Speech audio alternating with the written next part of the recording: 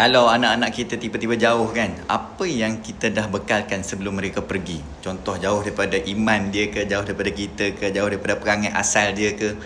Anak kita mungkin baik hari ni, tapi dunia luar sana tu tak pernah penat nak curi hati mereka ni. Dan kalau satu hari nanti mereka mula berubah, doa kita adalah satu-satunya yang mungkin menarik mereka pulang ke pangkal jalan. Okay, so saya akan share 3 doa tuan-puan dalam ni.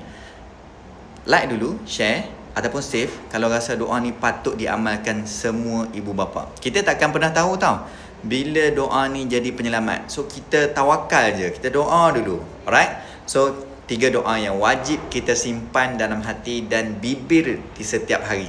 Alright? Yang pertama, ya Allah, jagalah iman anakku saat aku tak mampu berada di sisinya. Amalkan yang ni. Yang kedua, ya Allah, tariklah anakku kembali kepadamu jika dia mula jauh dari jalanmu.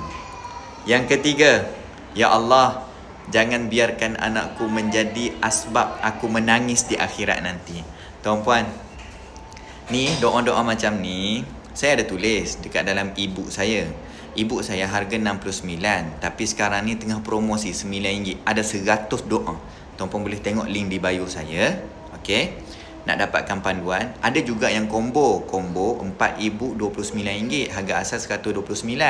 So you all boleh pilih sama ada nak RM9 ataupun nak yang RM29 dekat bio saya. Okay, ataupun boleh terus isi borang dekat bawah ni. Okay, dapat ataupun boleh mesej saya je. Wallahualam. Jumpa for the next video. Kalau nampak saya live pun boleh join juga. Okay.